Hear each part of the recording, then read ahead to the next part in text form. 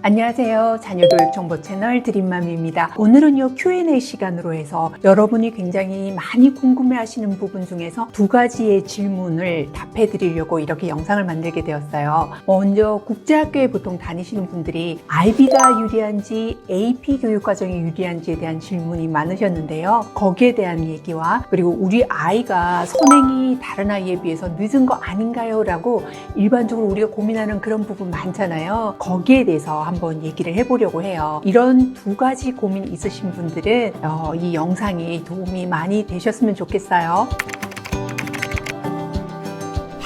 먼저 첫 번째 질문은 IB 디플로마 교육 과정과 AP 교육 과정에서 어떤 걸 더 추천해 주실 수 있는지요? 라는 부분이었어요. 국제학교를 갈 때 이런 부분 민감하지요. 각 나라마다 그 국제학교에 가보면은요 우리가 갈 나라가 있잖아요. 그 나라에서 특히 우리 아이가 가고자 하는 그런 대학을 많이 보낸 학교가 IB일 수도 있고 AP일 수도 있어요. 그 과정을 다루는 학교가 먼저 각 나라마다 다르기 때문에 어떤 걸 딱 단정을 먼저 지으시는 건 조금 위험하다고 생각을 해요. 그 학교를 가보면은요 이 학교는 내 아이가 가고자 하는 그런 학교를 많이 보는 그런 좀 명문 학교다. 이렇다면 그 학교가 IB 학교라면 우리가 IB를 하는 것이고 또 AP 학교라면 AP를 하게 되겠죠. 또 어떤 학교는요 둘 다를 다 다루고 있어서 선택할 수 있는 이런 학교들도 있어요. 그러니까 먼저 우리가 AP를 해야지 IB를 해야지 어떤 게 더 유리할까 이런 걸 고민하실 게 아니라는 거. 거기에 이제 우리 아이의 가고자 하는 그 희망하는 대학을 많이 보낸 학교, 그 국제학교가 각 나라마다 다르기 때문에 그걸 염두에 두시면 좋을 것 같고요. IB를 하는 학교는 주로 유럽 쪽과 국내 한국에서 스카이 쪽에서 IB를 조금 선호한다라는 그런 썰이 있어요. 그게 왜 그러냐면 AP에 대해서나 SAT가 조금 그 시험의 테스트에 대한 사고 같은 게 좀 종종 일어나곤 했었잖아요. 그래서 약간의 불신도 있고 해서 그랬는지 IB 점수를 조금 더 신뢰한다라는 그런 얘기를 들은 적이 있는데요. 그래도 외국에 미국을 가겠다라고 생각을 하게 된다면 그때에는 AP 과정을 준비하는 게 좋을 것 같아요. 간단히 IB와 AP의 특징과 장단점을 말씀드리면요. IB 디플로마는 전 세계 대학에서 인정을 하는 국제 학위를 받을 수 있고 그래서 세계 어디 대학이든 다 지원이 가능해요. 그런데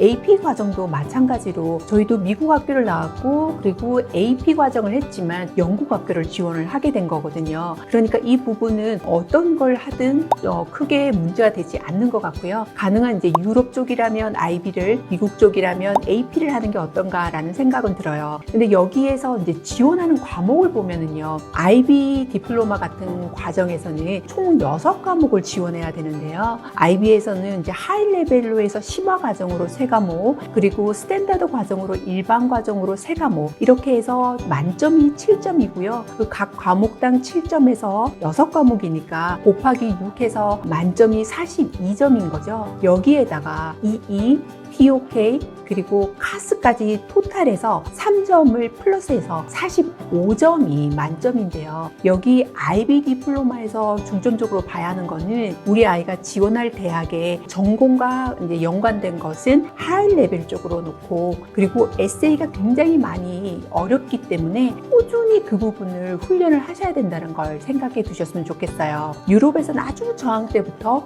에세이 훈련을 잘해서 라이팅에 대한 그 부분이 아주 잘 되어 있기 때문에 우리 학생들이 이제 IB를 하겠다 그랬을 경우에는 TOK의 그 에세이 부분이 굉장히 어렵기 때문에 어릴 때부터 좀 그런 부분에 중점적으로 연습을 하는 부분이 필요한 것 같아요. 그리고 한 가지 더 IB에서 약간 이제 신경 쓰이는 부분은 AP와는 달리 마지막 학년에서 영국 학교라면 13학년 그리고 미국 학교라면 12학년 때 IB 디플로마 시험을 보게 되는데요. 마지막 학기에 좀 몰아서 보기 때문에 그 부분이 심리적으로 좀 압박감이 있다는 게 단점이지요. 그 다음에 AP라는 과정은 매 학년마다 볼 수가 있는데요. 고학년부터 12학년까지 매해 볼 수가 있어요. 근데 여기에서도 이제 우리 아이가 이제 처음에는 고학년 때에는 조금 난이도가 낮은 거로 해서 점차 난이도가 높은 걸 할 수가 있고 여기에서도 이제 과목도 자유자재로 뭐 한 과목이든 두 과목이든 한 해에 할 수 있는 만큼을 과목을 선택 과목을 해서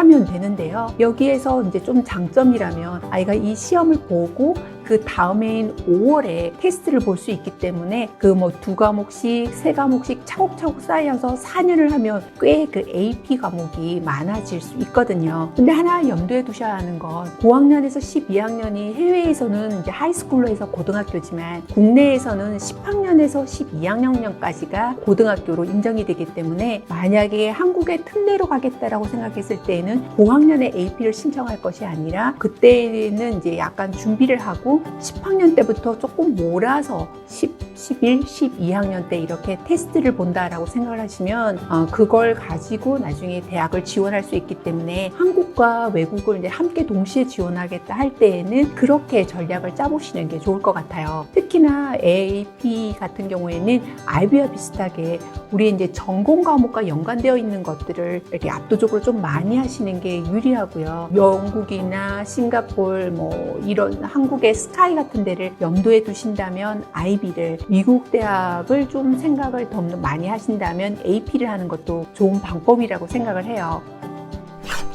두 번째 질문은요. 초등학교 5학년 12월부터 선행을 시작하게 되었는데 진도가 다소 늦은 것 같아 걱정이라는 말씀이에요. 여기에서 선행 진도와 심화 같이 하느라 지금 초 6학년인데 중 2학년 2학기 걸 하고 있다고 너무 늦은 거 아닌가 걱정이라고 하시네요. KMO를 준비해야 되는데 어떻게 해야 되는지, 선행을 해야 되는지, 차곡차곡 이제 준비를 해야 하는 건지 갈피를 못 잡겠어요 라는 부분인데요. 이 진도라는 부분이 참 민감한데요. 알고 보면 나중에 키우고 보면 아이마다 달랐고 아이가 굉장히 천천히 나가는 것 같은데 끝까지 가서 대학은 더 잘 가. 이런 케이스 할 때도 정말 많고요. 그리고 선행을 성격상 굉장히 빨리 나가는 아이도 있는 거예요. 정말 케이스 바이 케이스인데 또 하다가 보면 KMO 성적이 잘 나오는 아이도 있지만 지금은 KMO가 대세는 아니잖아요. 옆에서 막 KMO 금상을 받고 그러기 때문에 우리 아이도 받아야 될 것 같고 이런 불안한 마음이 생길 수 있어요. 그런데 아이가 요리를 해보다가 정말 생각보다 잘하게 되면 또 그걸 보면 되고요. 아니면 방향을 살짝 틀어서 또 다른 뭐 특목고라던가 꼭 영재고가 아니더라도 뭐 특목고, 자사고 그리고 뭐 일반고 기타 등등이 계속 이렇게 약간의 보완을 하고 변형을 해가면서 아이에게 맞는 학습 진도를 해 나가야 무리감이 없고 아이가 대학도 잘 들어가더라고요. 우리의 급한 마음이 정말 아이를 망치는 경우가 있거든요. 그리고 아이가 사실 자신에게 맞는 그 방법이 있기 때문에 지금 진도도 별로 늦지 않은 것 같고요. 정말 5학년 후반에부터 시작을 했는데 이 정도 있으면 진도 잘 나가는 것 같은데 진도뿐만 아니라 아이가 제대로 하고 있는지의 그 구멍을 잘 살펴보라고 그랬잖아요. 그 부분을 잘 살펴보시고 아이가 이게 좀 빠르게 나간다면 KMO를 하게 되는 것이고 그렇지 않더라도 영재고 가는데 큰 무리가 없고 영재고가 아니라 의외로 또 다른 학교가 막 이렇게 아이에게 잘 맞을 수도 있는 거예요. 그러니까 꼭 이렇게 아이를 보면서 잘 의논하고 이렇게 차곡차곡 차근차근 가는 게 가장 좋은 방법이더라고요. 밥 모임을 가거나 학원 설명회를 갔다 오고 나면 특히나 우리가 마음이 많이 급해져요.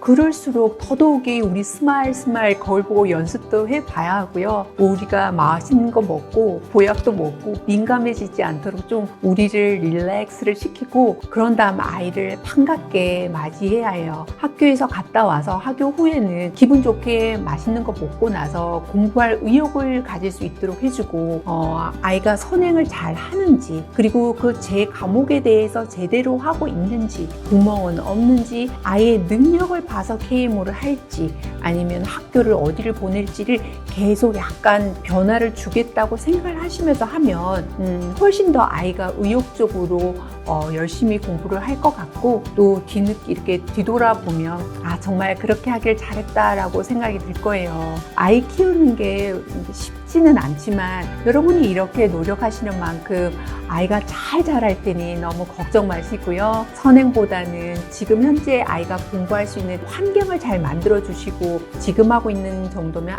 아주 잘하고 있다는 거 걱정 마시고 다음 시간에도 여러분에게 꼭 필요한 주제로 만나 뵐게요. 감사합니다.